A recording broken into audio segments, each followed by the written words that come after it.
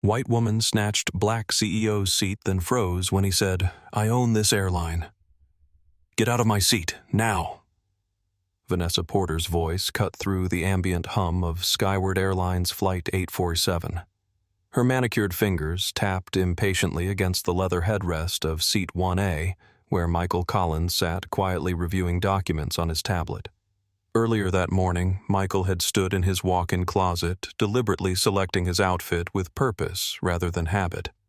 His fingers moved past tailored suits and designer shirts, instead pulling out a plain gray hoodie and well-worn jeans.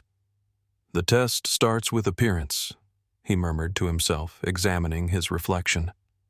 At 42, Michael Collins had built Skyward Airlines from a struggling regional carrier into one of the country's premier airlines.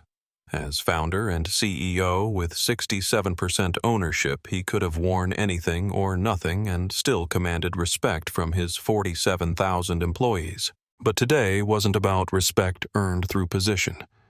It was about respect deserved through humanity. His executive assistant had argued against the unannounced quality assessment.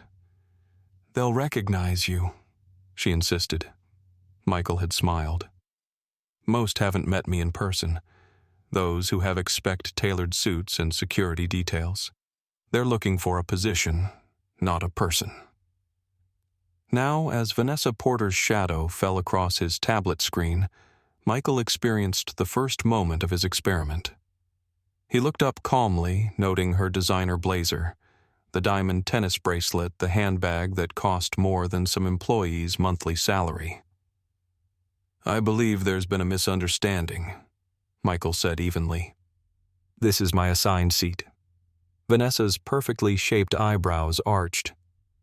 "There's no misunderstanding. I'm Diamond Elite status. I've been flying Skyward for 12 years.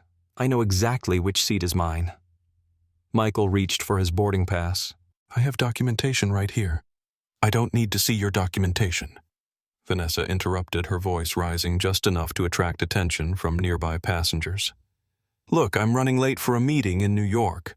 I'm not going to argue with you about what's clearly my seat."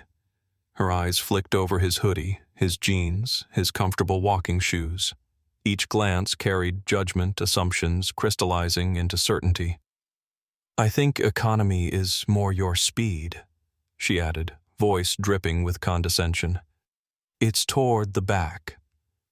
Michael's jaw tightened almost imperceptibly. His heart rate quickened despite years of meditation practice. The familiar burn of indignation rose in his chest. Not new, but never easy. He took a measured breath, centering himself, as the memories flashed the high-end stores where security shadowed him, the executive lounges where staff directed him to general waiting areas, the valet stands where attendants assumed he was picking up rather than dropping off. Each time the same calculations. Assert himself and be labeled aggressive. Walk away and surrender his dignity. Document the incident and risk being accused of overreacting. "Ma'am, this is seat 1A. That's what my boarding pass indicates," Michael said, extending the slightly crumpled paper. Vanessa didn't even glance at it. Instead, she placed her hand on Michael's shoulder and pushed not violently, but with entitled certainty. The coffee in Michael's cup sloshed over the rim, staining his jeans. "This isn't a debate," she said, as she dropped into the seat he'd vacated, arranging herself with the satisfaction of reclaiming rightful territory. "Some people just don't understand how things work." Michael stood in the aisle, feeling the weight of eyes on him. His coffee-stained pants now served as additional evidence against him in the court of first impressions. He calculated his next move carefully. "Is there a problem here?" Daniel Martinez, the lead purser, approached with practiced authority. At 45, the Hispanic crew member carried himself with the confidence of someone who'd managed countless cabin conflicts. His eyes moved quickly between Vanessa, now comfortably seated in 1A, and Michael standing awkwardly in the aisle. "This gentleman seems confused about seating assignments," Vanessa explained before Michael could speak. "I'm in 1A Diamond Elite status, and he was sitting in my seat when I boarded." Daniel turned to Michael with a smile that didn't reach his eyes. "Sir, there appears to be a mix-up. May I see your boarding pass?" Michael handed over the paper. "There's no mix-up. I'm assigned to seat 1A. Daniel glanced at the boarding pass, but his eyes skimmed over it without truly registering the information. The assessment had already been made based on hoodies versus blazers on assumptions versus documentation. "Sir, this is first class. Are you certain you're in the correct cabin?" A teenage girl in row 3 slowly raised her phone, opening the TikTok app and beginning to record.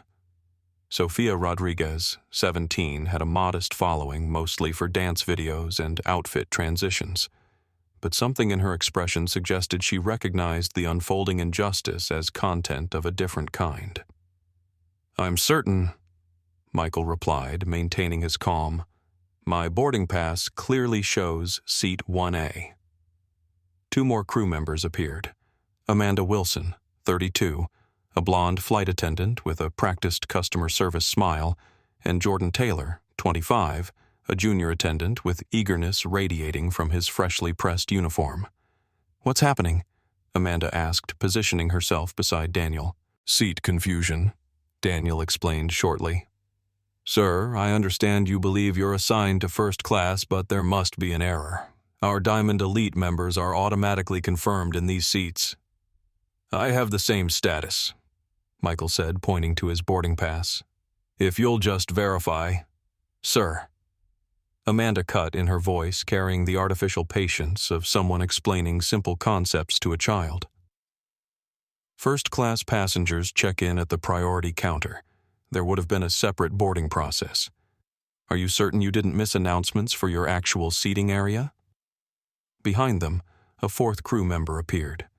Rachel Goldman, 40 senior flight attendant with cold efficiency in her movements, assessed the situation with narrow eyes. "Problem?" she asked curtly. "Passenger in incorrect seating area," Daniel responded, refusing to relocate. "I'm not refusing anything," Michael clarified. "I'm simply asking someone to verify my assigned seat, which is 1A. Rachel's eyes performed the same dismissive scan the others had executed. Hoodie, jeans, coffee stain, walking shoes.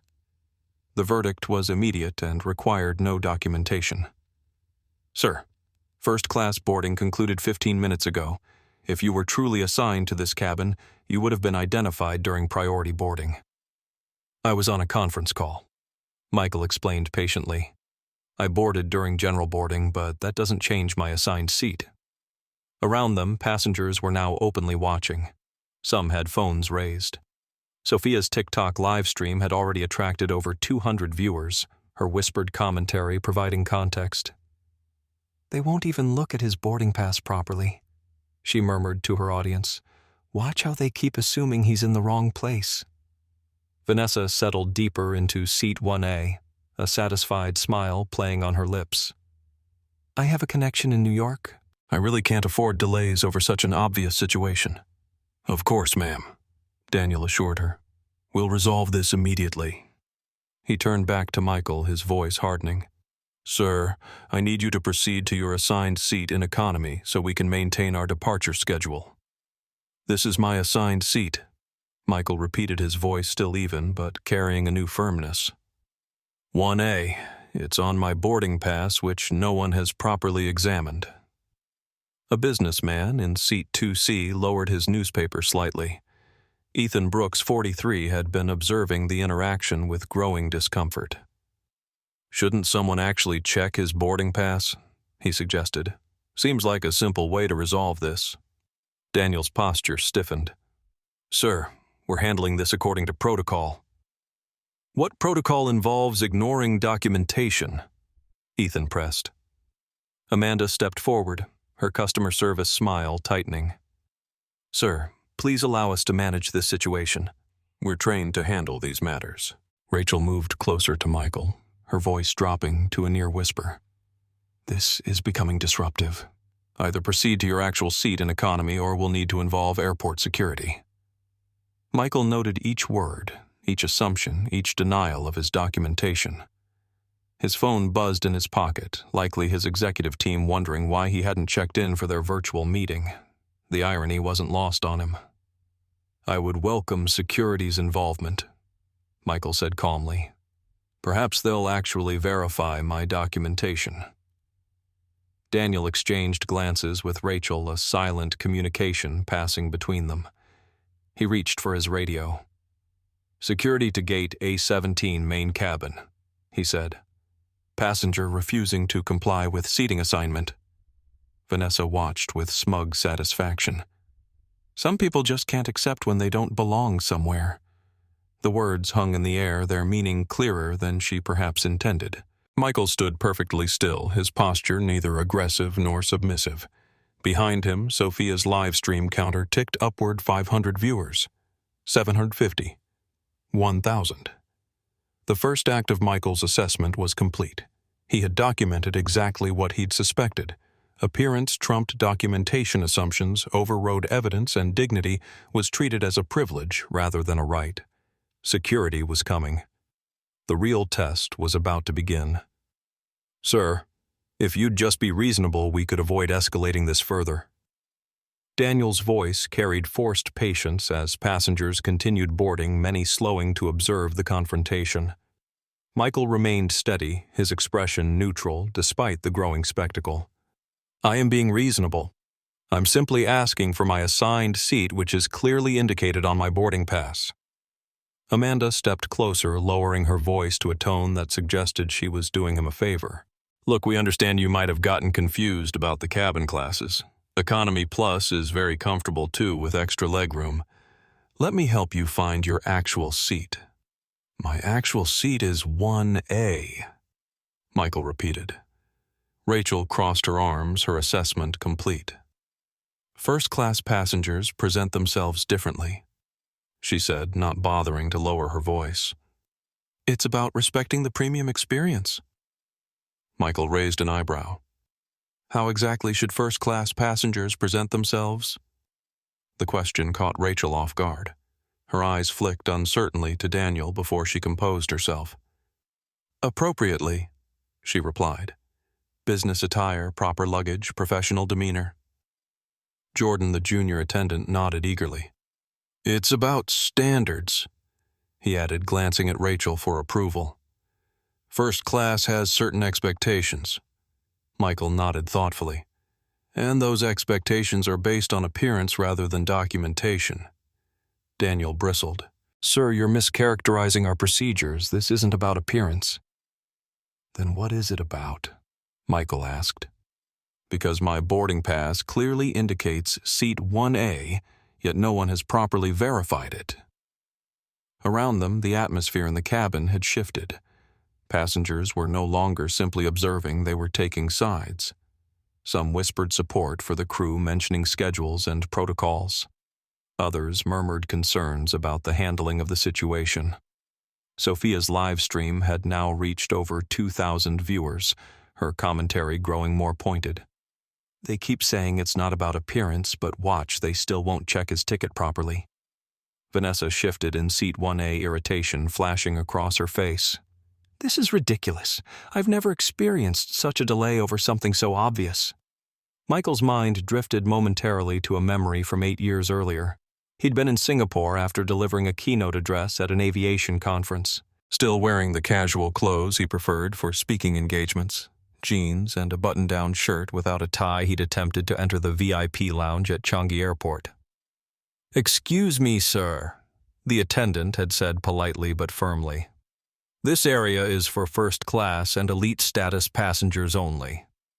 Michael had presented his credentials, both his boarding pass and his status card. The attendant had examined them with obvious skepticism. "I'll need to verify these," she'd said, disappearing with his documentation for nearly 10 minutes, while he stood waiting other passengers flowing past him into the lounge with minimal checks. When she'd returned, her manner had changed completely. "I'm so sorry for the inconvenience, Mr. Collins. Please follow me to our private suite area." The sudden shift in treatment once his status was confirmed had stayed with him. It wasn't respect, it was correction of a mistaken assessment. The experience had planted the seed for what would eventually become today's quality assessment. Now, as Michael stood in the aisle of his own aircraft, he observed a flight attendant approaching with clear purpose. This was Rachel Goldman, returning with what appeared to be a manifest. "Sir," she began, her tone clipped, "I've checked our passenger list. First class is fully booked with our premium passengers. There must be an error with your boarding pass." "May I see the manifest?" Michael asked. Rachel clutched the tablet closer. "That's confidential company information." "Convenient," Michael remarked. Daniel stepped forward again.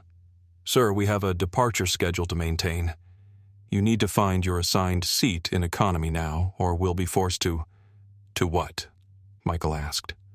"Remove me for sitting in my assigned seat, for presenting valid documentation that no one will properly examine."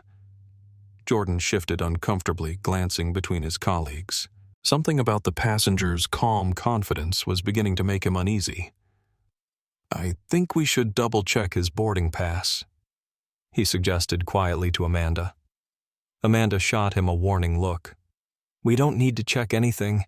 It's obvious he's in the wrong cabin." "What makes it obvious?" Michael asked, catching the exchange. Amanda flushed slightly. "Sir, this discussion is pointless. Your seat is in economy." Just then, a little girl of about 7 peered around her mother's seat, wide-eyed at the commotion. She looked at Michael, then at the crew members surrounding him, clearly confused by the adult dynamics playing out. "Mommy?" She stage-whispered loud enough for several rows to hear. "Why won't they look at his ticket? My teacher says we should always check our work." A ripple of uncomfortable laughter spread through the cabin. The mother hushed her daughter gently, but the child's innocent observation had cut through the pretense with devastating accuracy. Michael caught the little girl's eye and gave her a small wink. She grinned back, pleased to have contributed to the adult conversation. Michael's phone buzzed again. He glanced at the screen to see a message from his CFO. "Board meeting moved to 4 p.m. Where are you?" Vanessa caught sight of the notification and laughed. "Oh, look, he's got a board meeting text. Probably his shift manager at McDonald's wondering where he is." The comment rippled through the cabin, drawing uncomfortable laughs from some passengers and shocked expressions from others. Sophia's live stream counter jumped as viewers shared the link 3500 now watching. "That's completely inappropriate," Ethan said from seat 2C, no longer pretending to read his newspaper. "Mind your own business," Vanessa snapped. As the confrontation escalated, Vanessa's phone buzzed with a notification. She glanced down to see a message from her colleague. "How's the flight ready for the D&I presentation?" For a split second, Vanessa's confident expression faltered. Her company's diversity and inclusion initiative, her initiative, was the reason for her trip to New York. The presentation she'd spent weeks preparing highlighted her commitment to recognizing and challenging unconscious bias in corporate environments. The irony wasn't lost on her, but she quickly suppressed the momentary doubt. This was different.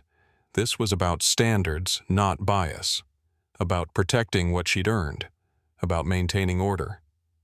Heavy footsteps sounded from the jet bridge as 2 airport security officers approached. Officer Diana Rivera, 38, carried herself with professional authority, her Hispanic features set in neutral assessment mode. Beside her, Officer James Patterson, 45, scanned the cabin with practiced efficiency. "What seems to be the problem here?" Officer Rivera asked, addressing the question to Daniel. "We have a passenger refusing to move to his assigned seat," Daniel explained, gesturing toward Michael. "He's insisting he belongs in first class despite obvious indications to the contrary." "What obvious indications?" Officer Patterson asked. The question caught Daniel off guard.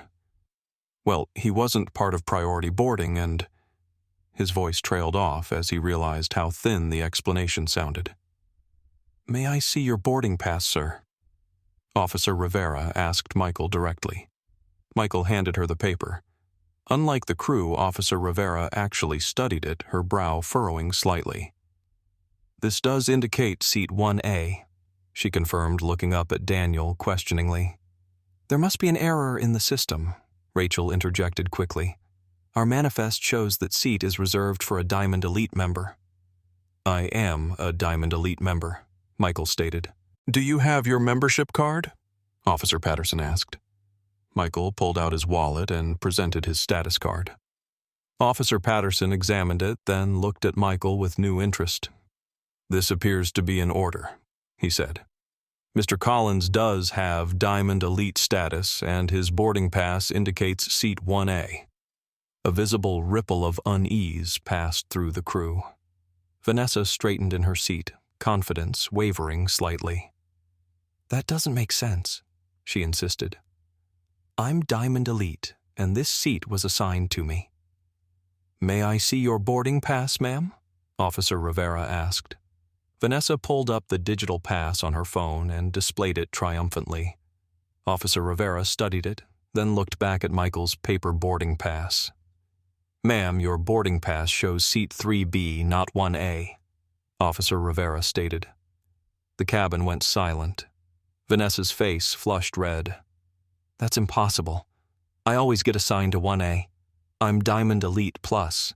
Nevertheless, Officer Rivera continued professionally, your assigned seat is 3B according to your boarding pass.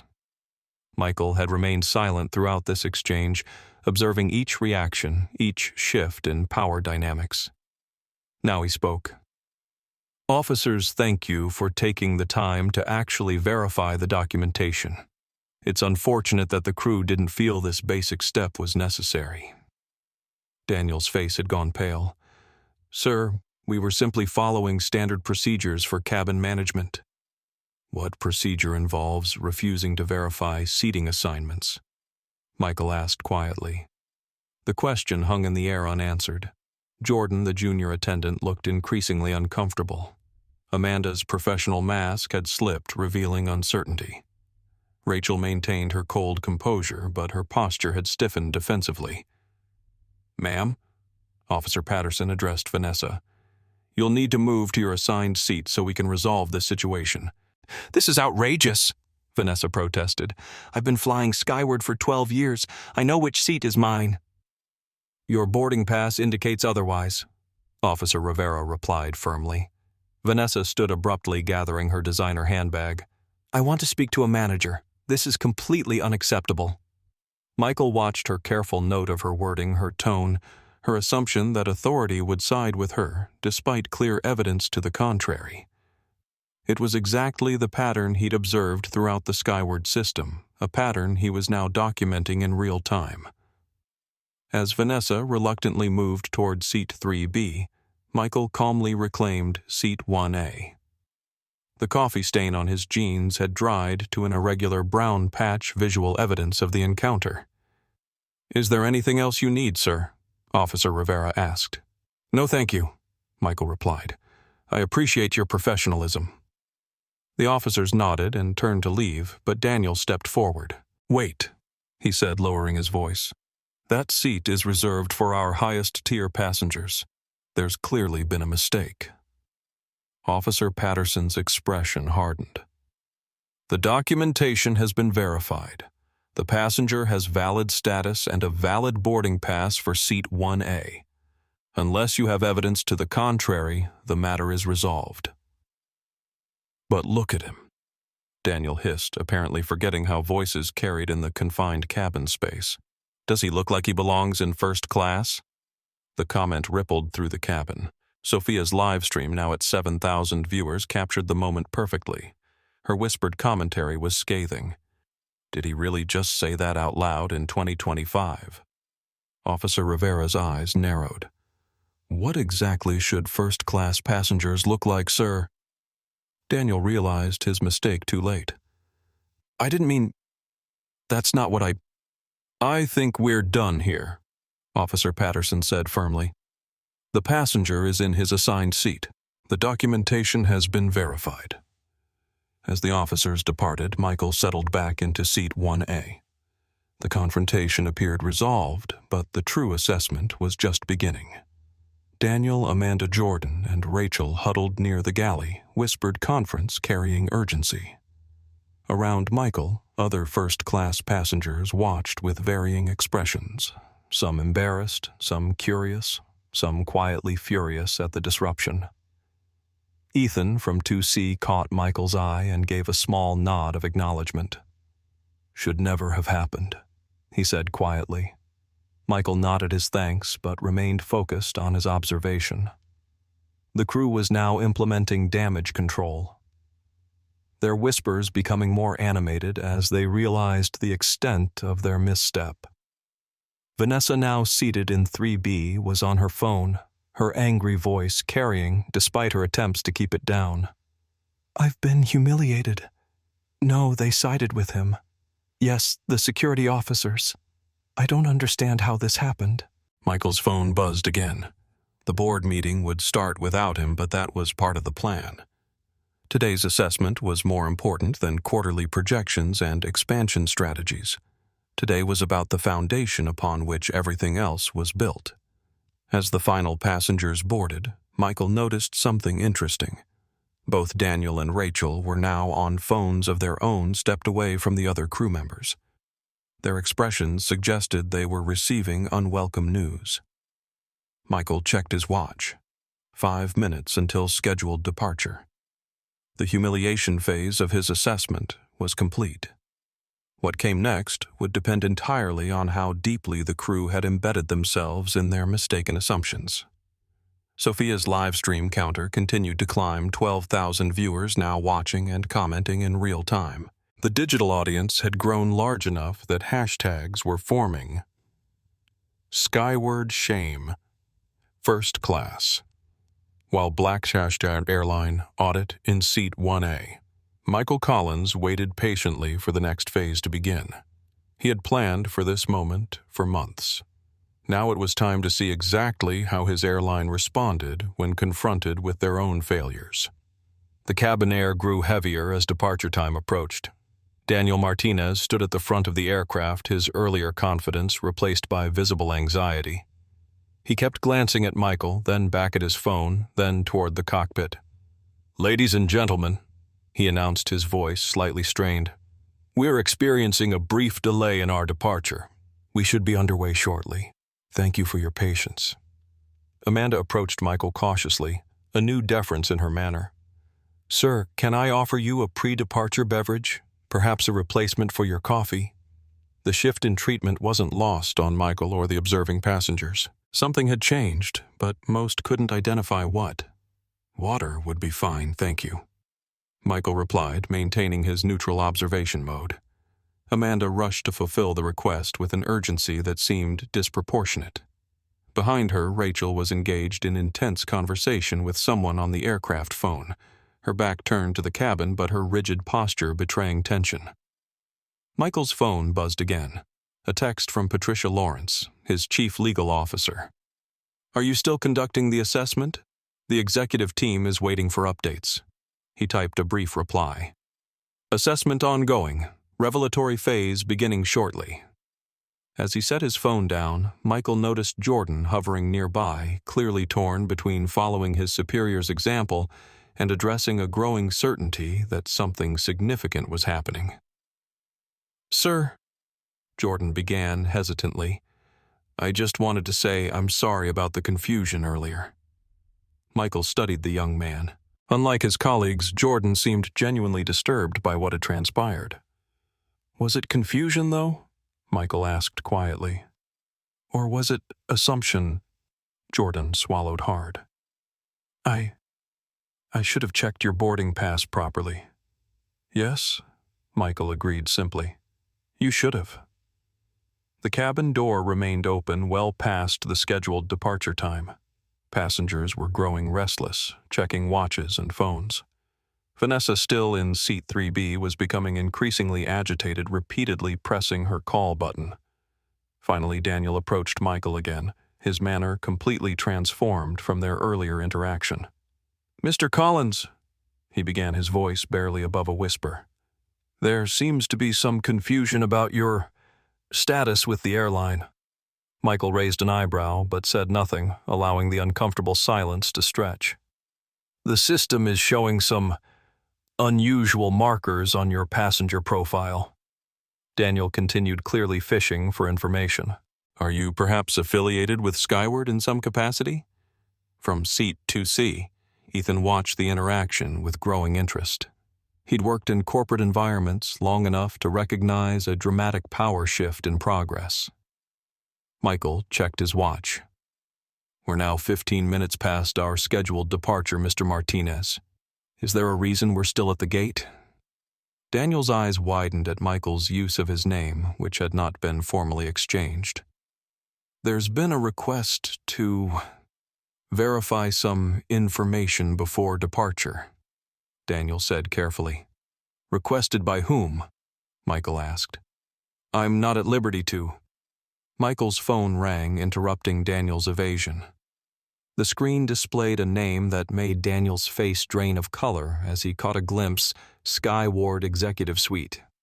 Excuse me, Michael said politely, answering the call. Collins.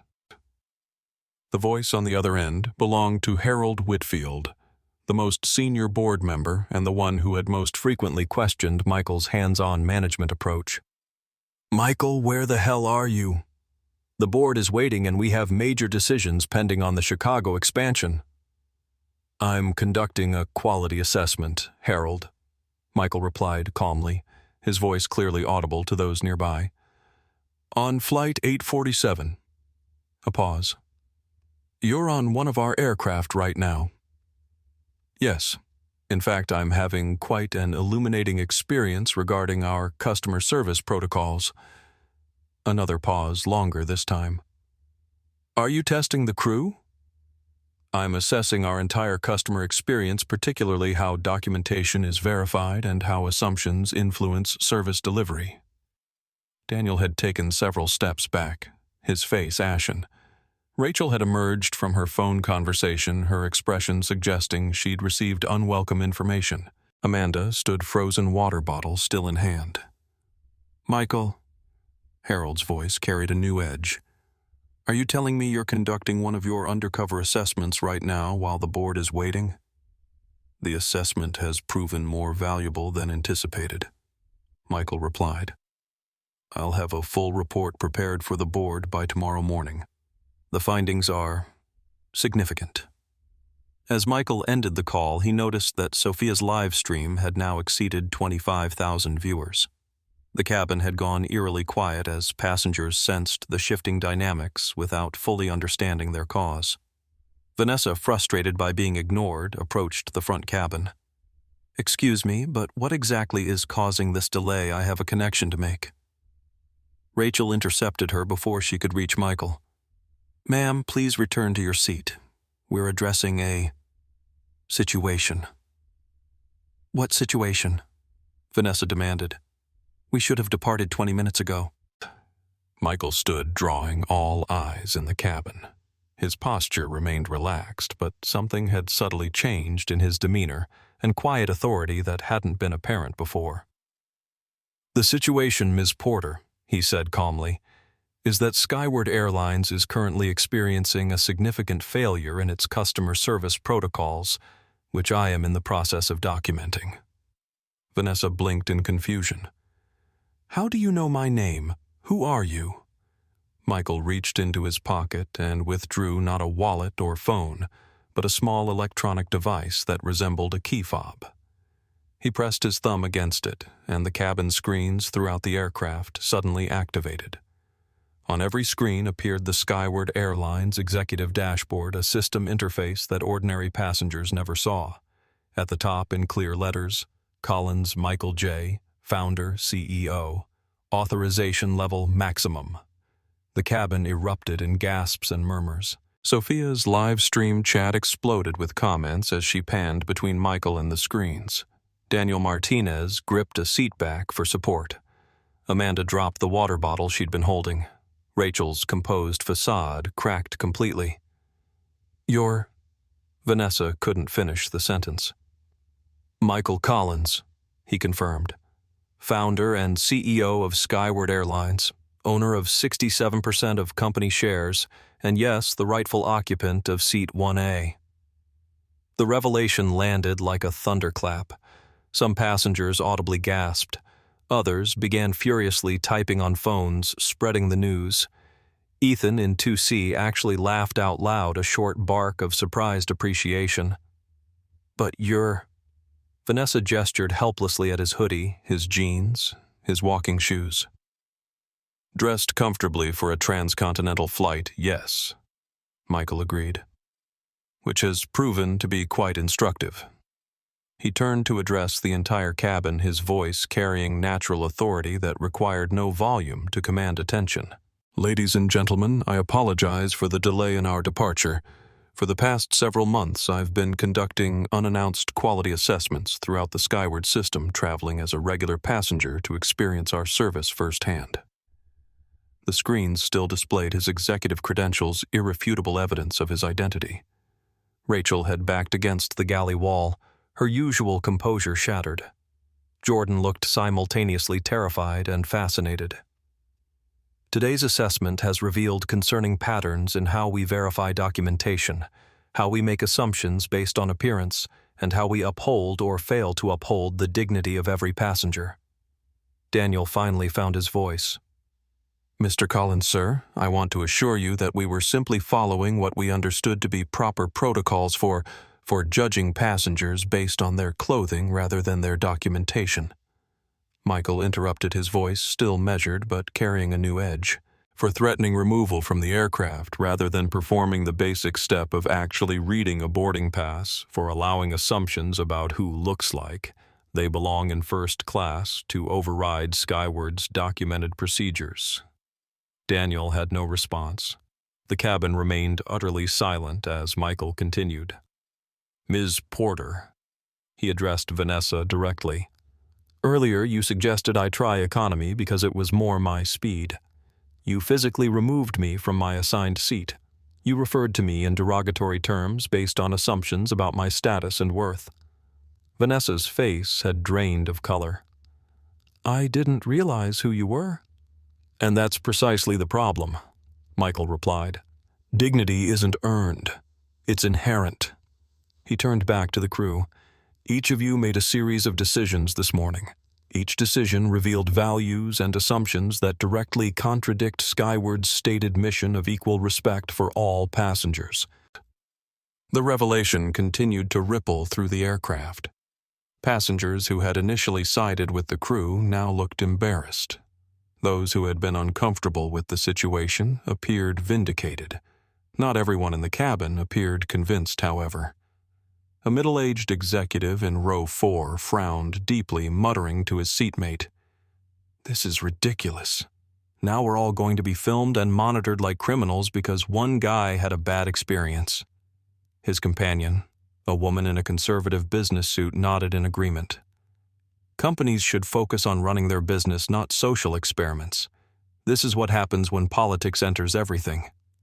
Their comments, though quiet, were picked up by several nearby passengers, creating small pockets of disagreement throughout the cabin.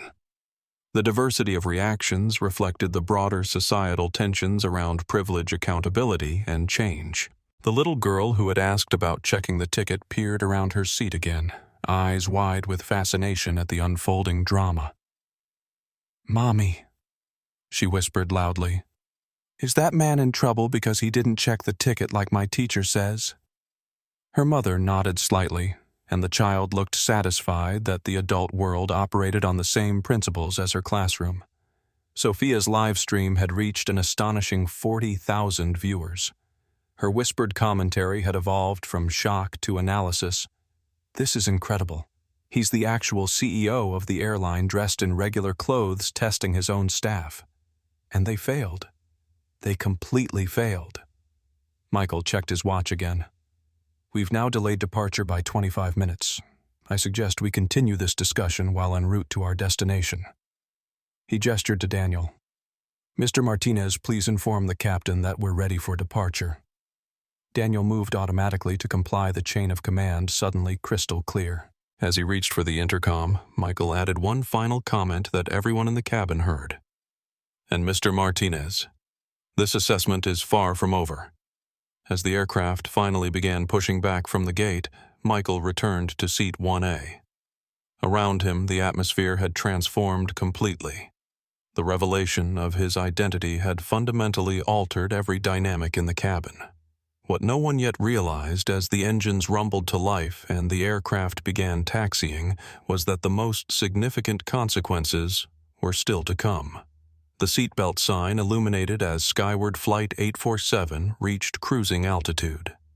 Michael Collins remained in seat 1A, his tablet now displaying a series of documents rather than the executive dashboard that had revealed his identity. Daniel Martinez stood anxiously in the galley, conferring in hushed tones with Rachel Goldman. Their faces betrayed the gravity of their situation career security, evaporating with each passing minute. "Ladies and gentlemen," the captain's voice announced over the intercom, "this is Captain Reynolds speaking. We've reached our cruising altitude of 37,000 feet. The weather en route to New York looks clear, and we anticipate an on-time arrival despite our delayed departure. I've been informed that our CEO, Mr. Collins, is on board today. On behalf of the entire flight crew, I want to welcome you, sir." The public acknowledgement drew all eyes to Michael, who nodded politely but remained focused on his tablet. He was methodically documenting each aspect of the morning's events, time-stamped, cross-referenced with Sophia's still ongoing live stream, which had now attracted over 75,000 viewers. Michael's mind wrestled with competing impulses. The evidence was clear. The crew had failed spectacularly, but termination wouldn't necessarily fix the deeper issues. Would making examples of them drive real change or just create fear? He'd built Skyward to be different, yet here was proof of how far they still had to go. Vanessa Porter had not made eye contact with anyone since takeoff. She sat rigidly in seat 3B, her earlier confidence replaced by visible dread. Occasionally, she glanced toward Michael before quickly looking away as though direct observation might accelerate whatever consequences awaited her. After completing his documentation, Michael reached for the cabin phone. Daniel immediately rushed forward. "Mr. Collins, how can I assist you?" "I need to make several calls," Michael replied evenly. "Please ensure they're not interrupted." "Of course, sir. Absolutely." Daniel responded, his former authority now a desperate attempt at accommodation. Michael dialed the first number, activating the speakerphone function. The sound would carry to nearby seats a deliberate choice. This assessment had begun with public humiliation. Its resolution would be equally public. Legal Department, Patricia Lawrence speaking. "Patricia, it's Michael. I'm currently on Skyward Flight 847 conducting an unannounced quality assessment. I need to initiate immediate action on several fronts." Patricia's voice sharpened with professional focus. "What's happened?" "I've documented multiple violations of our customer dignity protocols, federal non-discrimination guidelines, and basic service standards. The incidents were witnessed by approximately 200 passengers and are currently being live-streamed to over 75,000 viewers." As Michael detailed the events, Sophia's live-stream chat exploded with comments, "This is happening live. He's holding them accountable right in front of everyone. Watch the crew's faces. They know they're done." Patricia's voice remained calm but took on a steel edge. Names of involved personnel: Lead Purser, Daniel Martinez; Senior Flight Attendant, Rachel Goldman; Flight Attendants, Amanda Wilson and Jordan Taylor, plus a passenger, Vanessa Porter, who initiated the incident. Witnesses: the entire first-class cabin, multiple economy passengers who observed from the aisle, and, as I mentioned, a live stream with timestamp verification. Additionally, airport security officers Diana Rivera and James Patterson documented the boarding pass verification that the crew had refused to perform. Patricia's keyboard clicked rapidly in the background. "I'm pulling their employment files now. I assume you want immediate action rather than standard review protocols." "Correct. This isn't a borderline case, Patricia. This is exactly the pattern we've been working to identify and address throughout the system." "Understood. I'm preparing documentation for appropriate personnel actions based on severity of involvement." "What about the passenger?" Michael glanced toward Vanessa, who had gone completely still, clearly listening to every word. The passenger physically forced me from the seat, made derogatory comments about my appearance and presumed status, and actively encouraged the crew's discriminatory actions. I want options prepared for both legal consequences and potential rehabilitation pathways. Working on it now, Patricia confirmed. Anything else from legal at this time? Yes. Contact the Department of Transportation's Office of Civil Rights. We'll be self-reporting these violations as part of our transparency initiative. Also, prepare a comprehensive review of our current non-discrimination training protocols. Today's incident demonstrates they're clearly failing. Will do. I'll have everything ready for your review upon landing. Michael ended the call, aware of the stunned silence that had fallen over the first-class cabin. Daniel stood frozen in the galley, his face ashen. Rachel had retreated to the rear of the cabin, her composure completely abandoned.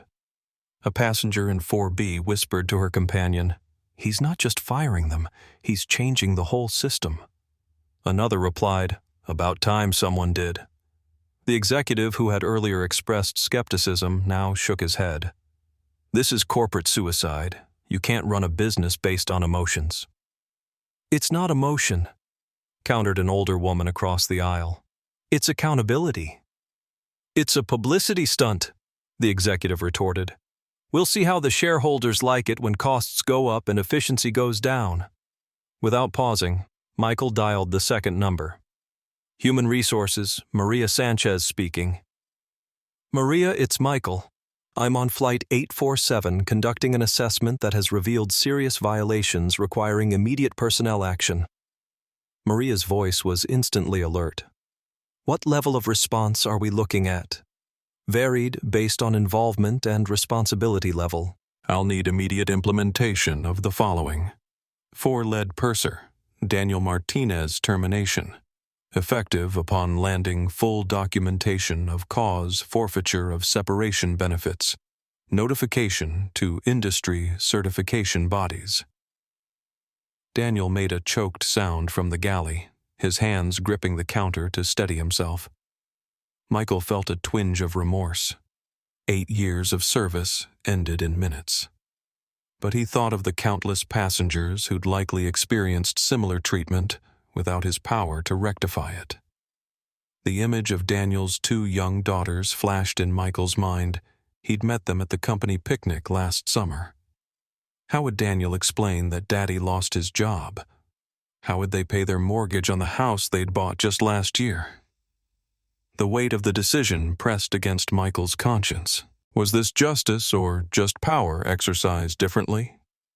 "For Senior Flight Attendant Rachel Goldman," Michael continued, pushing through his doubts. "Demotion to standard flight attendant salary reduction of 15% for 2 years. Mandatory completion of our comprehensive retraining program with special emphasis on documentation, verification, and non-discriminatory service standards." Rachel had sunk into an empty jump seat, her face buried in her hands. "For Flight Attendant Amanda Wilson's 6-month suspension without pay, mandatory retraining and psychological evaluation before reinstatement consideration." Amanda, who had been serving drinks to distract herself from the unfolding situation, froze mid-pour. "For Flight Attendant Jordan Taylor, written reprimand, 90-day probation, weekly counseling sessions, and reassignment to our mentorship program under appropriate supervision." Jordan, the youngest crew member who had shown the first hints of doubt about the situation, nodded slightly, acknowledging the relative mercy in his consequences. "Maria, I want these actions processed immediately upon landing. The crew members will be met by HR representatives at the gate. Their company credentials will be handled according to termination, suspension, or probation protocols as appropriate." "It will be done," Maria confirmed. "Personnel will be waiting at the gate with appropriate documentation. What about replacement crew for the return flight?" "Already arranged. Captain Reynolds has been notified to expect a complete crew change in New York." "Understood. Anything else?" "Yes. Effective immediately. I want implementation of our enhanced training program across all customer-facing personnel. Prioritize documentation, verification, elimination of appearance-based assumptions, and proper escalation protocols." Budget allocation of $30 million annually for the first 3 years. That's a significant increase, Maria noted without judgment. The cost of discrimination is higher, Michael replied. I'll also need comprehensive revision of our hiring and promotion criteria. Experience and technical skills matter, but demonstrated commitment to equal dignity must become a primary consideration. I'll have a draft implementation plan ready for your review by tomorrow morning. As Michael ended the call, Sophia's live-stream comments surged with reactions. This is how you handle discrimination. He's not just punishing them, he's fixing the whole airline. Other companies need to watch and learn. Michael dialed the third number. By now, everyone in the first-class cabin was listening intently, many recording on phones or sending real-time updates to social media. Media Relations, Thomas Bryant speaking. Thomas, it's Michael. We have a significant situation that requires our transparency protocol. Thomas's voice immediately shifted to crisis management mode. What level are we talking about? Level 1. I've personally witnessed and documented discriminatory treatment on Flight 847. The incident involves multiple crew members, has been live-streamed to a significant audience and clearly violates both our stated values and federal guidelines. I'll activate the crisis team immediately, Thomas responded. What's our approach? Full transparency.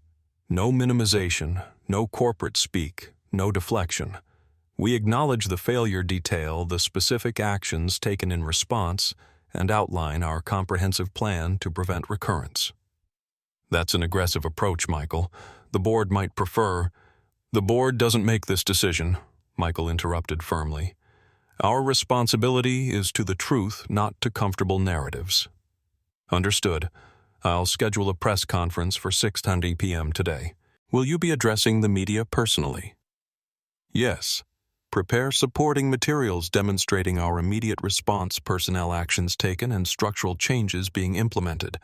Also, monitor social media for the hashtags #SkywardShame and #FirstClassWhileBlack. They're already trending. On it. Anything else? Yes. I want a direct message sent to every Skyward loyalty member by end of day. It should acknowledge today's failure, outline our response, and reaffirm our commitment to treating every passenger with equal dignity regardless of appearance, status, or background. That's approximately 12 million members, Michael. Every single one, Michael confirmed. This isn't a minor incident we can address quietly. This is a fundamental failure that requires fundamental change. As Michael ended the third call, he turned to face the cabin. The passengers had witnessed the systematic, measured response of a CEO addressing not just individual behavior, but organizational failure.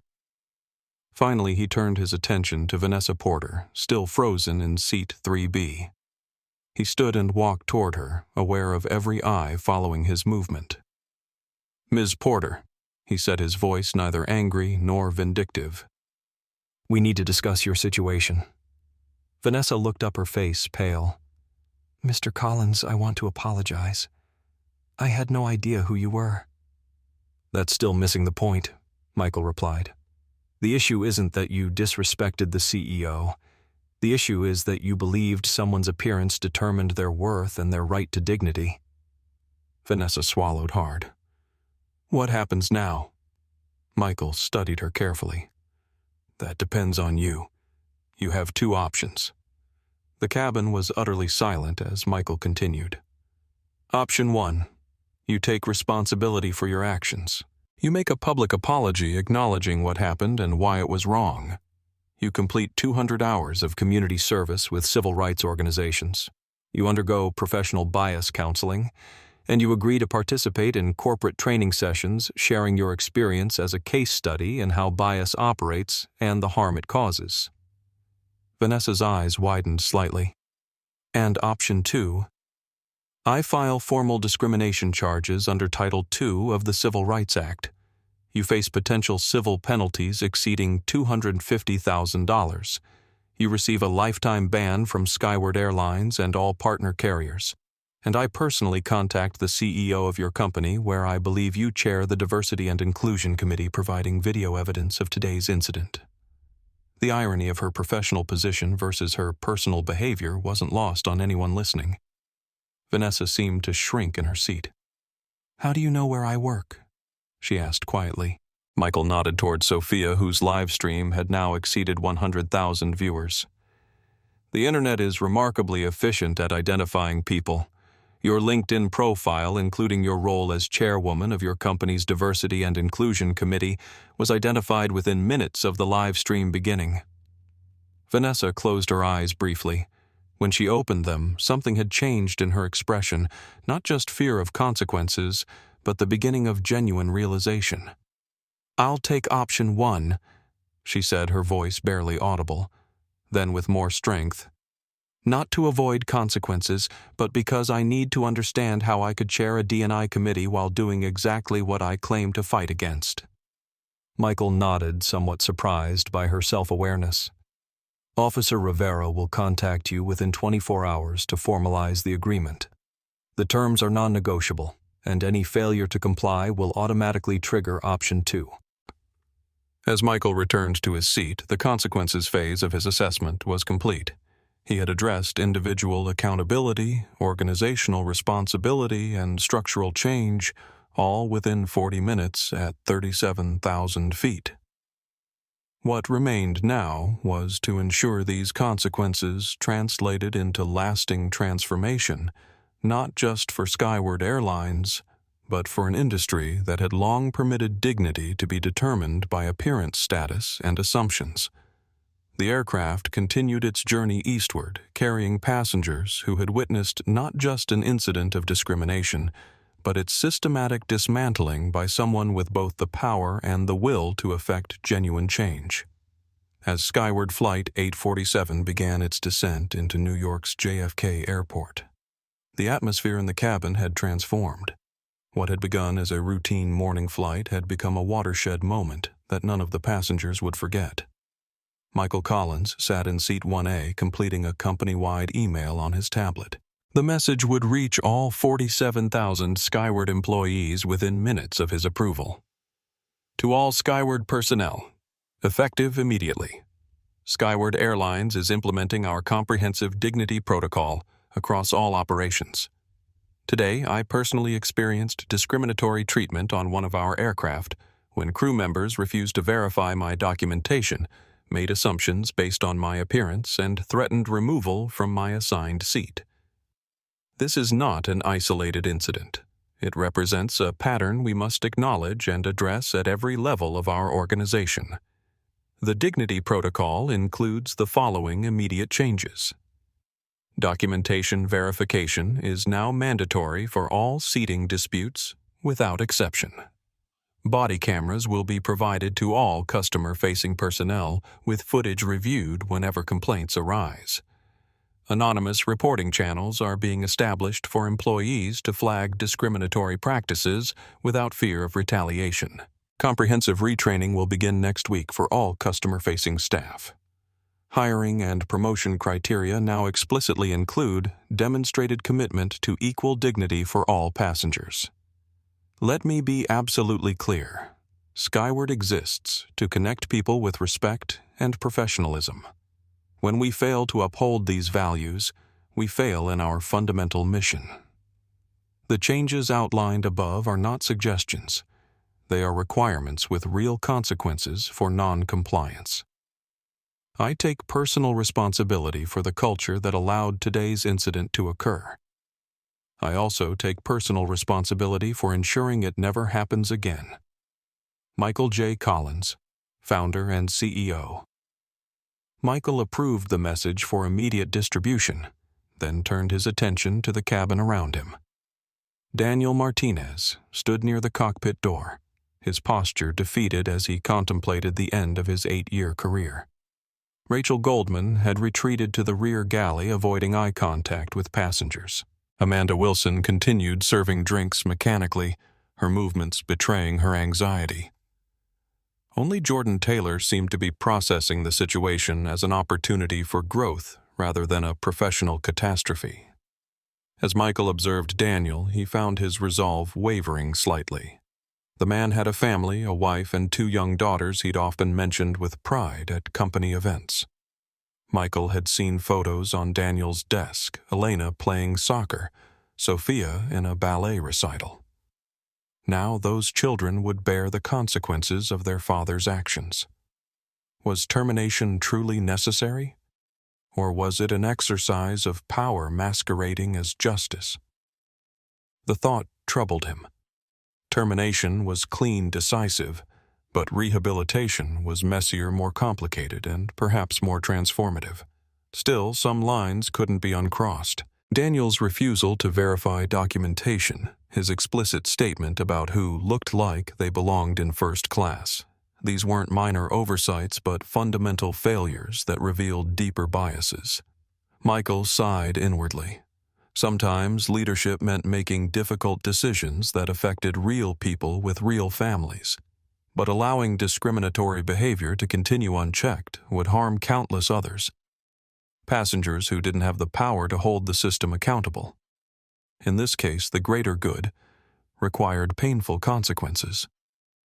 Sofia Rodriguez had finally ended her live stream after more than 2 hours of continuous broadcasting.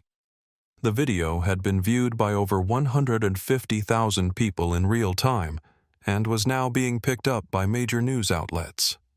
She looked both exhausted and exhilarated by her unexpected role in documenting the day's events. Vanessa Porter remained in seat 3B, isolated by her own actions and the cabin's collective judgment. Several times she had attempted to approach Michael with further apologies or explanations, but each time she had reconsidered, perhaps recognizing that words alone couldn't undo what had transpired. As the aircraft descended through 10,000 feet, Michael turned to Ethan Brooks in seat 2C. "Thank you for speaking up earlier," he said. "Most people find it easier to remain silent." Ethan shrugged slightly. "It wasn't right. Didn't matter who you were." "That's exactly the point," Michael agreed. "Dignity shouldn't depend on identity or position." The captain's voice came over the intercom announcing their final approach.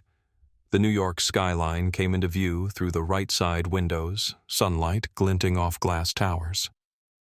"Mr. Collins." Jordan approached hesitantly.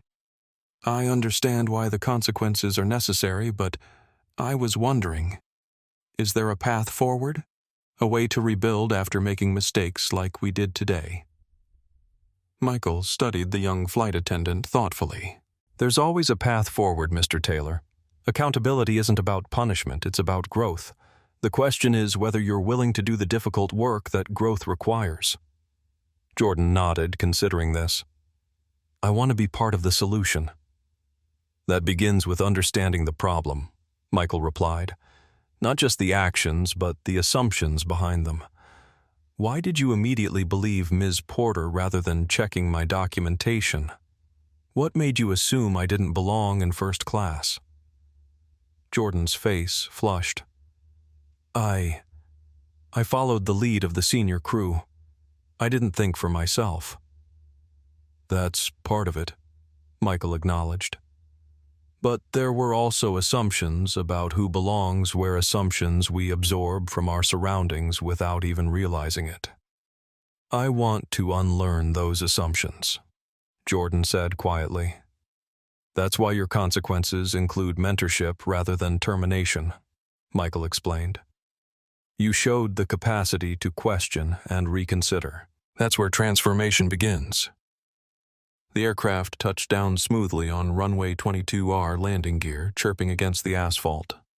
As they taxied toward the terminal, Michael noticed several Skyward corporate vehicles positioned near their arrival gate, the response team already in place. "Ladies and gentlemen," Daniel announced, his voice steady despite his circumstances. "We've arrived at JFK Terminal 4. Local time is 2:17 p.m. with clear skies and a temperature of 72 degrees. On behalf of the crew, I want to apologize for the situation that occurred on today's flight." The apology came too late to salvage his position, but Michael noted the attempt. Genuine remorse, even after consequences were inevitable, still mattered. As the aircraft reached the gate and the seatbelt sign switched off, passengers began gathering their belongings. Many approached Michael briefly, expressing support or simply nodding acknowledgement of what they had witnessed. Sophia stopped beside seat 1A. "Mr. Collins, I just wanted to say, I've never seen anyone handle discrimination that way, with power but without vengeance." "Vengeance doesn't create change," Michael replied. "It just creates more resentment.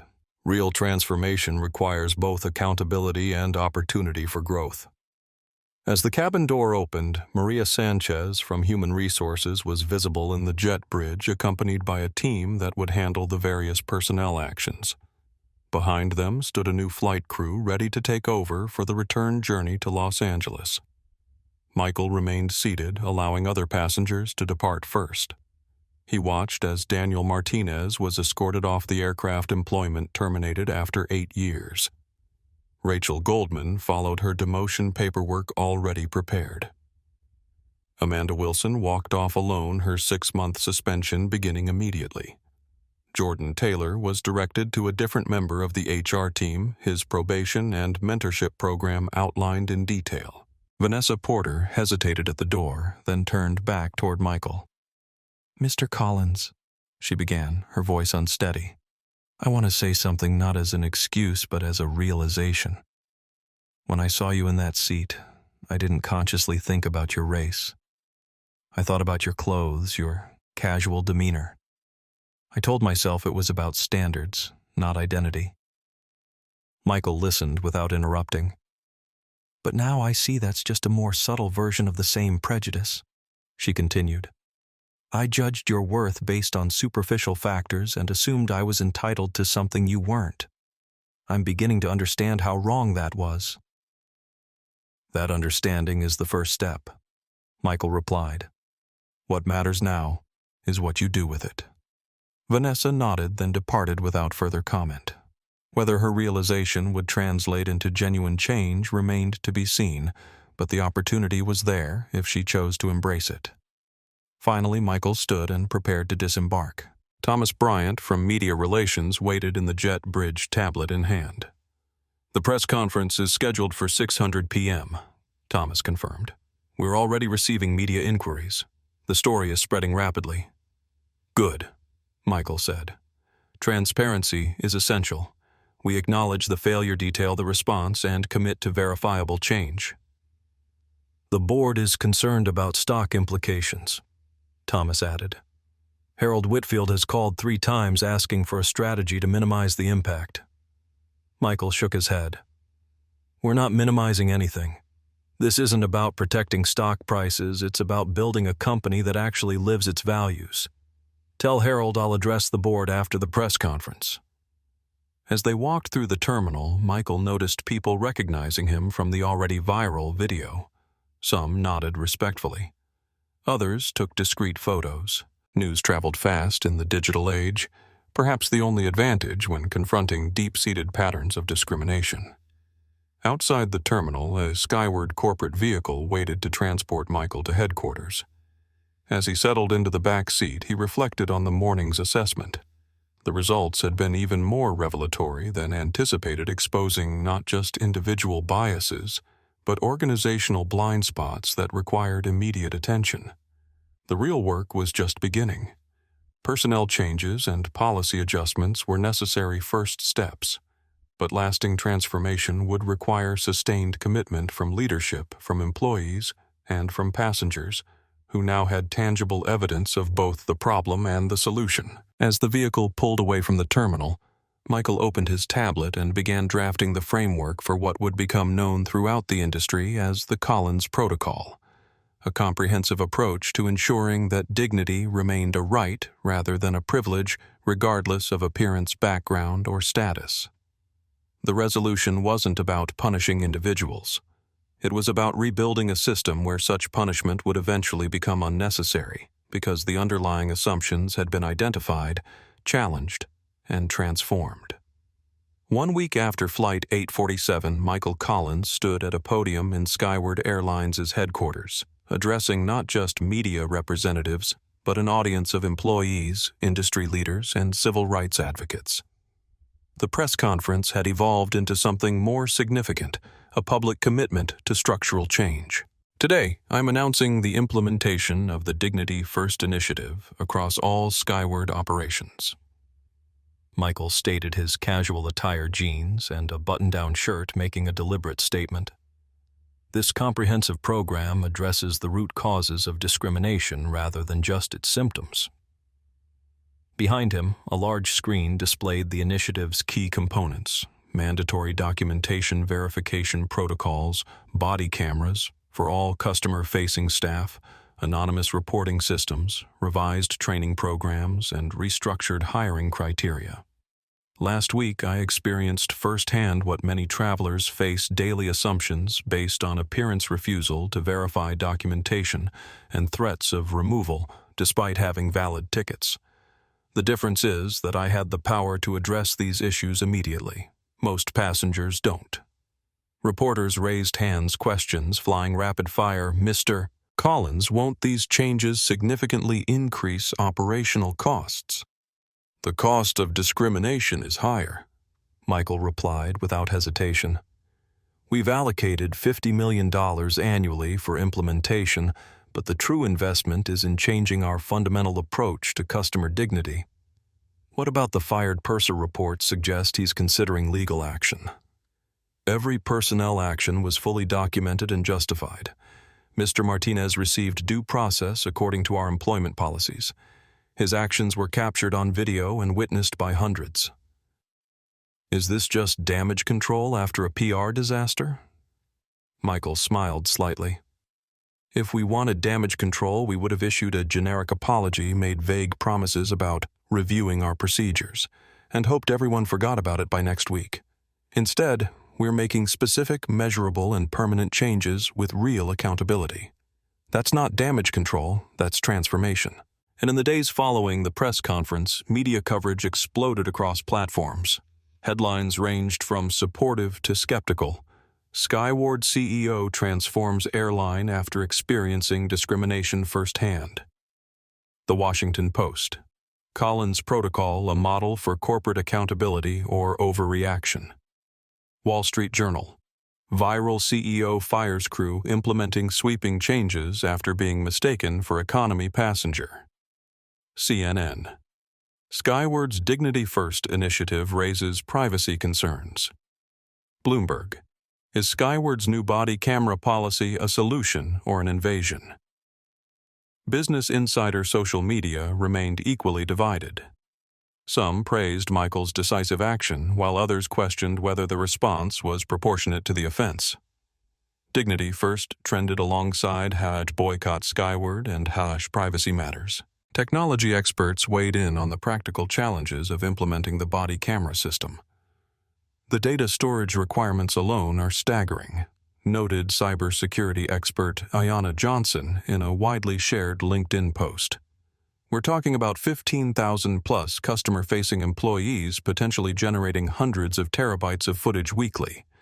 The privacy implications, data retention policies, and security measures needed would rival those of law enforcement agencies. As the press conference concluded, Michael noticed Harold Whitfield standing at the back of the room, arms crossed and expression troubled. The board member had consistently challenged Michael's hands-on approach, arguing for more traditional corporate governance. "You've opened us up to significant liability," Harold said bluntly as Michael approached. "The transparency approach might play well on social media, but it exposes vulnerabilities our competitors will exploit. Or it demonstrates leadership they'll have to follow," Michael countered. "United already announced their own dignity protocols this morning. American and Delta won't be far behind." "The board is concerned about stock impacts," Harold persisted. "We've already seen a 2-point drop since the video went viral." "Check again," Michael suggested. "We're up 3 points since the press conference. The market respects decisive action and authentic leadership." Harold's expression remained skeptical. "This isn't just about one incident, is it? You're using this to implement changes you've wanted for years."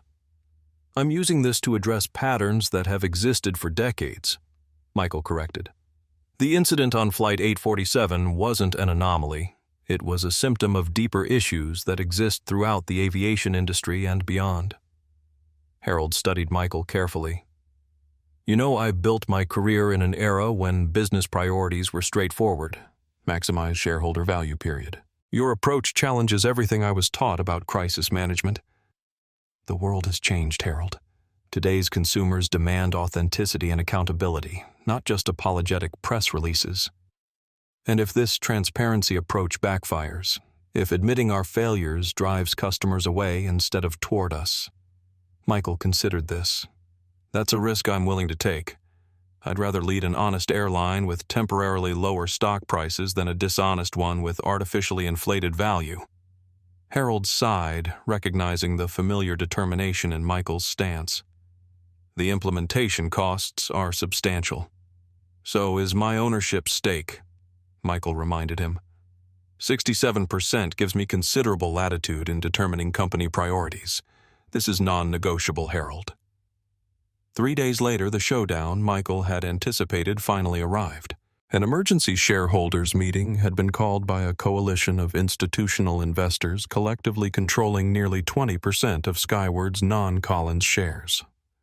The boardroom was tense as Michael entered his casual attire, now a deliberate statement rather than a test. Eleanor Blackwell, representing the largest investment fund, stood as Michael took his seat at the head of the table. "Mr. Collins," she began, her voice clipped with barely contained fury.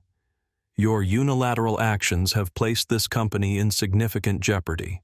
The Dignity First initiative will cost upwards of $87 million over the first 3 years, according to our analysts. The body cameras alone represent a $12 million initial outlay plus ongoing data storage costs, estimated at $3.2 million annually." She slid a detailed financial analysis across the table. This doesn't even account for potential litigation costs from former employees or the significant reputational risk of admitting widespread discriminatory practices. Michael studied the document carefully. The numbers were accurate, though the assumptions behind them were questionable. "Your concerns about costs are noted, Ms. Blackwell," he replied calmly. "But your analysis omits several critical factors. First, the cost of losing passengers who experience discrimination. Second, the legal liability of continuing these practices. And third, the competitive advantage of being the industry leader in customer dignity." Eleanor scoffed. "Competitive advantage? You've publicly admitted your company discriminates against passengers." "I've publicly acknowledged a reality that every airline passenger of color already knows," Michael corrected. "The difference is that we're actually addressing it." James Westfield, representing another major investor, leaned forward. "The board should have been consulted before such sweeping changes were implemented." "The board was informed immediately after the incident," Michael replied. "And my authority as majority shareholder to implement operational changes is clearly established in our corporate charter." "This isn't about authority," Eleanor snapped. "It's about responsibility to shareholders. Your social justice crusade is coming at our expense." Michael's expression hardened slightly. "This isn't a social justice crusade, Ms. Blackwell. It's sound business strategy. Discrimination costs this company millions annually in lost customers, employee turnover, and legal settlements that we quietly pay to avoid precisely this kind of public discussion." He opened his tablet and projected a series of internal metrics onto the wall screen, data the shareholders had never seen. "Our analysis shows that passengers who experience discriminatory treatment never fly Skyward again, and they tell an average of 14 others about their experience. That's a multiplicative loss of business that has been invisible in our accounting until now." The room fell silent as the numbers told their own story. The data was comprehensive and irrefutable. "The Dignity First initiative isn't charity," Michael concluded. "It's an investment in our core business. The real question isn't whether we can afford to implement these changes. It's whether we can afford not to." By meeting's end, the shareholder rebellion had been neutralized, though not everyone was convinced. The financial reality had been made clear. Addressing discrimination wasn't just morally right, it was financially sound. As Maria Sanchez approached with a tablet displaying implementation metrics. "The first phase is underway," she reported. "Body cameras have been distributed to hub personnel documentation, verification, training has been scheduled, and the anonymous reporting system goes live tomorrow." "What about resistance?" Michael asked. "Where are we seeing pushback?" "Primarily from longer-tenured staff who see the changes as an indictment of past practices. There's also concern from the union about the body camera's privacy issues and fear of micromanagement." "That's understandable," Michael acknowledged. "The technical challenges are substantial. What are our IT people saying?" "They're struggling with the infrastructure requirements," Maria admitted. "Our current data centers weren't designed for this volume of video storage. We're looking at either a major expansion or cloud-based solutions, both with significant cost implications. Then there's the question of data retention periods, access controls, encryption standards. Bring in outside expertise if needed," Michael decided. "This has to be done right. If we're asking staff to wear cameras, we need absolute clarity on how that footage will be stored, who can access it, and how long it's retained." "There's also the issue of passenger privacy," Maria added. "We're filming interactions that include other customers. The legal team is drafting notices and consent protocols, but it's complicated." Michael nodded thoughtfully. "Schedule a meeting with union representatives. This isn't about surveillance, it's about protection both for passengers and for staff who follow proper procedures. But we need to address these concerns directly." "There's something else," Maria added. "Amanda Wilson has requested a meeting. She's been researching bias training programs during her suspension and wants to propose a peer education model." "Interesting," Michael remarked. "Schedule it for next week. If she's genuinely embracing growth, that's exactly what we want to encourage." Across town, Daniel Martinez sat in his apartment surrounded by job search websites and industry publications. His 8-year career with Skyward had ended in public disgrace, his termination for discriminatory practices now common knowledge throughout the aviation industry. He stared at the framed photo on his desk, receiving his Purser of the Year award just 18 months ago. How had he gone from that to this? Had he always carried these biases, or had they developed gradually through thousands of interactions where appearances became shortcuts for assessment? A soft knock on the apartment door interrupted his thoughts. His wife, Maria, entered their 2 daughters. Elena, 8, and Sophia, 6, trailing behind her. "Daddy, are you still looking for a new job?" Elena asked, climbing onto his lap. Daniel hugged her close, the weight of his situation pressing down. "Yes, mija, I'm trying." "My teacher says everyone makes mistakes," Sophia announced with the confidence of a 6-year-old. "She says what matters is what we learn." Daniel looked at his daughter, then at his wife, who gave him a small, encouraging nod. "Your teacher is very wise," he said finally. "I made a big mistake. Now I have to learn from it." Maria squeezed his shoulder.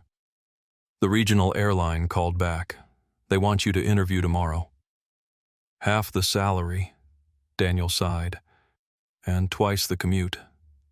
"It's a start," Maria replied simply. "And maybe this happened for a reason." Daniel nodded slowly. His phone rang the 5th call that day from a reporter seeking comment. He ignored it, focusing instead on an email from the small regional airline confirming his interview. It wasn't ideal, but it was something. More importantly, it was an opportunity to rebuild with the hard-earned wisdom of someone who had learned the cost of unexamined assumptions. Meanwhile, in a corporate training facility downtown, Vanessa Porter sat uncomfortably in a circle with 15 other executives, all participating in intensive bias recognition training. As part of her agreement with Michael Collins, she was required to complete both education and service components. "Ms. Porter," the facilitator addressed her, "would you share your experience with the group?" Vanessa swallowed hard. This was the most difficult part, publicly acknowledging what she had done and the thinking behind it. I judged someone's worth based on appearance, she began hesitantly. I assumed that because he was dressed casually, he didn't belong in first class. I physically removed him from his seat and spoke to him condescendingly. And what did you learn from that experience? The facilitator prompted. That I was carrying assumptions I didn't even recognize, Vanessa admitted. I thought I valued diversity. I literally chair my company's inclusion committee, but when it actually mattered, my actions showed a different truth.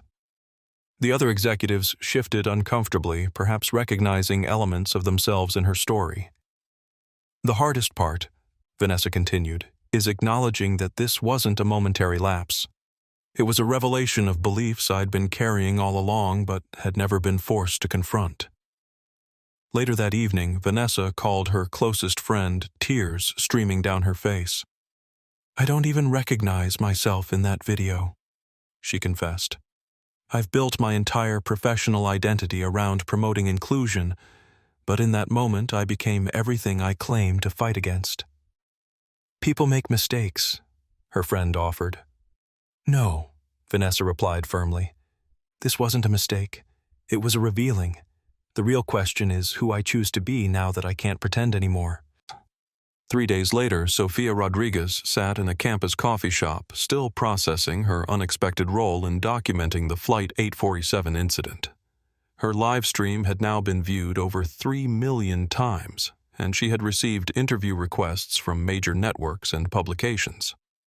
I didn't set out to become an activist, she explained to the campus newspaper reporter interviewing her. I just saw something wrong and decided to document it. That's the power we all have now, the ability to make invisible patterns visible. Has the experience changed how you see air travel? The reporter asked. It's changed how I see everything, Sophia replied. I'm more aware of patterns of assumption and exclusion in all spaces, who gets questioned, who gets served first, who gets the benefit of the doubt. Once you start noticing these patterns, you can't stop seeing them. As implementation of the Dignity First initiative continued, challenges emerged. Some staff resisted the body cameras, seeing them as an invasion of privacy rather than a tool for accountability.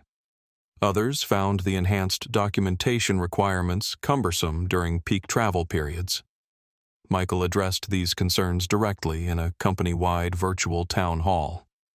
Change is always uncomfortable, he acknowledged. It requires us to examine established patterns and adopt new practices, but discomfort is not the same as harm. What causes real harm is continuing patterns that deny dignity to passengers based on appearance or assumptions. He displayed a graph showing customer complaints before and after implementation began a sharp decline in reports of discriminatory treatment already visible. This isn't just about avoiding negative incidents, Michael emphasized. It's about creating a fundamentally different experience where every passenger is treated with equal dignity, regardless of appearance status or background. Not everyone embraced the changes. 2 vice presidents resigned rather than implement the new protocols. Several shareholders filed a lawsuit claiming Michael's reckless transparency had damaged company value. Aviation industry publications published opinion pieces criticizing the approach as overcorrection and pandering. Michael weathered these challenges with the same calm determination he'd shown on Flight 847. The criticism was expected. Real change never came without resistance. What mattered was maintaining course despite the headwinds. In New York, Amanda Wilson used her suspension period to develop a comprehensive peer education program. Having experienced the consequences of biased assumptions firsthand, she now channeled that experience into creating meaningful change. The most powerful teacher is someone who's made the mistake themselves, she explained to Michael during their meeting. I'm not proud of my actions on Flight 847, but I can use that experience to help others recognize and address their own unconscious assumptions. Michael reviewed her proposal thoughtfully. This has potential, especially coming from someone who's experienced both sides of the equation. Develop it further during your suspension period, and we'll consider implementation when you return. The transformation extended beyond Skyward's internal operations. Other airlines rapidly announced their own dignity initiatives, recognizing that consumers were increasingly demanding accountability. Transportation regulators began reviewing industry-wide standards for passenger treatment. Civil rights organizations offered expertise and monitoring. 6 weeks after Flight 847, Michael boarded another Skyward flight, again dressed casually in jeans and a hoodie, again without announcement or entourage. This time, however, the experience was markedly different. The gate agent verified his boarding pass, carefully checking both the seat assignment and his identification. The flight attendant welcomed him aboard with the same professionalism extended to all passengers. His documentation was confirmed twice when a seating question arose with another passenger. The procedures were being followed not because the CEO might be on board, but because equal dignity had become the standard rather than the exception. As Michael observed the transformed operations, he recognized that the work was far from complete. Cultural change didn't happen through policy announcements or press conferences. It happened through consistent practice, through accountability mechanisms, and through a willingness to acknowledge and address continuing challenges. The true measure of transformation wouldn't be visible in a single flight or a quarterly report. It would emerge over time as patterns shifted and new standards became embedded in daily operations. The commitment wasn't to perfection, but to persistent improvement, creating systems where dignity wasn't dependent on appearance status or assumptions, but was instead the foundation upon which everything else was built. 6 months after the Flight 847 incident, Michael Collins stood at the rear of Skyward's training center, observing without announcing his presence. At the podium, Amanda Wilson, now reinstated following her suspension, addressed a class of new flight attendants. "Dignity isn't about who the passenger is," she explained, her voice carrying the authority of hard-earned wisdom. "It's about who we choose to be as professionals. Documentation matters. Verification matters. Equal treatment matters." The trainees listened attentively as Amanda shared her experience from Flight 847, not as a distant case study, but as a personal failure she had transformed into a teaching tool. "I looked at Mr. Collins and saw only his clothing, his jeans, his hoodie. I didn't see his humanity. I didn't verify his documentation. I made assumptions that reflected biases I didn't even recognize I carried." She displayed the now famous image captured from Sophia's live stream, Michael standing in the aisle while Vanessa occupied his seat, crew members clustered around with expressions of judgment rather than service. "This moment cost me 6 months of my career," Amanda acknowledged. "But it taught me lessons I might never have learned otherwise. The question isn't whether we carry biases, we all do. The question is whether we're willing to recognize and address them." Michael slipped out before being noticed satisfied with what he'd observed. Amanda's transformation from participant in discrimination to advocate for change represented exactly the kind of growth the Dignity First initiative was designed to foster. Across town, Daniel Martinez interviewed for a mid-level position with a corporate aviation service. His termination from Skyward had become well known throughout the industry, but his subsequent actions had created a different narrative. "Yes, I was fired for discriminatory actions," he acknowledged directly when the interviewer raised the issue. "I failed to verify documentation and made assumptions based on appearance. It cost me my career at Skyward, and rightfully so." "What have you learned from that experience?" the interviewer asked. "That dignity isn't negotiable," Daniel replied, echoing Michael's words from the press conference. "That verification matters more than assumption, and that accountability, while painful, is necessary for growth." He placed a small portfolio on the desk. "These are the bias recognition certification programs I've completed since my termination. This is the victim impact statement I've delivered at industry conferences. And this is the procedural reform proposal I've developed based on the lessons from Flight 847. The interviewer studied the materials with growing interest. Daniel Martinez had transformed his failure into expertise, not excusing his past actions, but using them as the foundation for genuine change. Later that evening, Daniel sat at his kitchen table helping Elena with her homework, while Sophia colored nearby. The apartment was smaller than their previous home they'd had to downsize after his termination, but there was a warmth here that transcended square footage. "Daddy," Elena asked, looking up from her math problems, "are you still sad about your old job?" Daniel considered the question carefully. "I'm sad about what I did," he answered honestly. "But I'm not sad about what I'm learning." Maria looked up from her laptop where she'd been working on her online degree, something she'd started after they'd realized they needed 2 incomes. "Tell them about the job offer," she prompted with a small smile. "I got a new position today," Daniel told his daughters. "Not flying on planes, but teaching people who do. I'll be helping train flight crews on something called dignity verification protocols." "Is that important?" Sophia asked, still focused on her coloring. "Very important," Daniel replied. "It's about making sure everyone is treated with respect no matter what they look like or what they're wearing.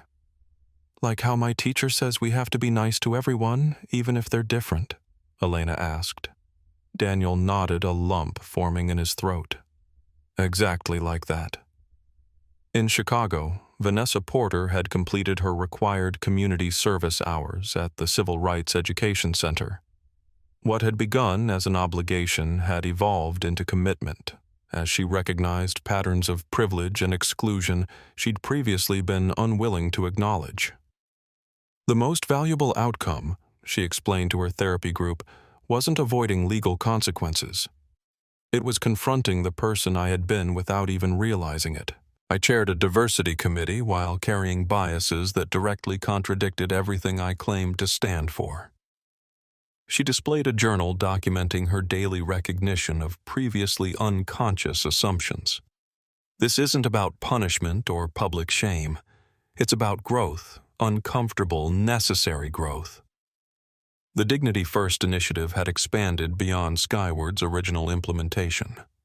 Transportation regulators had adopted key elements as industry standards. Other service sectors, hotels, restaurants, retail, had developed similar protocols. The hashtag #DignityFirst had evolved from a corporate initiative into a broader movement. Skyward's quarterly earnings had reflected the impact. Customer satisfaction scores reached record highs, employee retention improved, and the stock price stabilized well above pre-incident levels. What Harold Whitfield and other board members had feared would damage the company had instead strengthened it, demonstrating that ethical leadership and business success weren't opposing forces. Michael's approach to transformation had been featured in business publications and case studies. The Collins Protocol, as it became known, provided a framework for addressing structural patterns of discrimination through both accountability and opportunity for growth. 1 year after Flight 847, Michael boarded another Skyward flight. As always, he dressed casually, the hoodie and jeans that had triggered such dramatic assumptions now serving as a quiet reminder of lessons learned. As he waited in the boarding area, he noticed a young black woman in casual attire approach the gate. She wore jeans, sneakers, and a university sweatshirt, nothing that screamed first-class passenger by conventional assumptions. Michael watched carefully as she presented her boarding pass. The gate agent smiled warmly, verified her documentation without hesitation, and motioned her toward the priority boarding lane. "First-class passengers may now begin boarding," the agent announced, and the young woman stepped forward confidently. No questions asked, no sideways glances, no assumptions about whether she belonged. She couldn't have been more than 22, perhaps a student using miles for an upgrade or splurging on a special occasion flight. It didn't matter. What mattered was that her documentation, not her appearance, determined her treatment. As Michael boarded behind her, he noticed her settle into seat 2A, directly across from where he would sit. She arranged her belongings without the defensive posture so many adopt when they expect to be challenged. The flight attendant offered her a pre-departure beverage with the same professionalism extended to the businessman in a suit behind her. "First time in first class," Michael asked conversationally as he took his seat. She smiled. Yes, using miles. I've been saving since freshman year. Special occasion.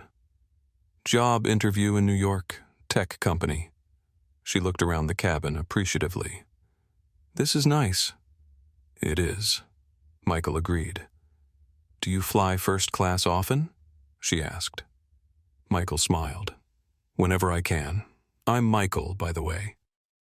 Zoe, she replied, extending her hand.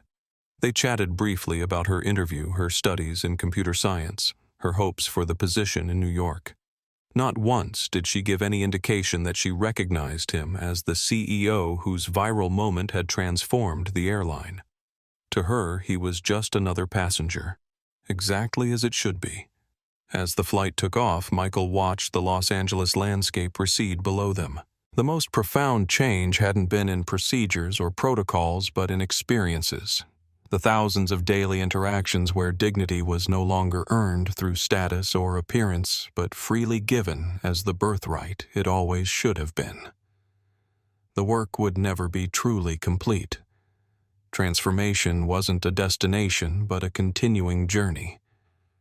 But watching Zoe enjoy her first-class experience without a single moment of doubt or challenge, Michael knew that journey was well underway. And that was worth everything. If you were moved by this story of dignity, respect, and positive change, please take a moment to like this video and subscribe to our channel. By sharing these powerful narratives, you help spread awareness about how we can all contribute to creating more equitable environments. Leave a comment below with your own experiences or thoughts on how small actions can lead to meaningful transformation. Together, we can make a difference one interaction at a time. Don't forget to hit that notification bell so you never miss our next inspiring story.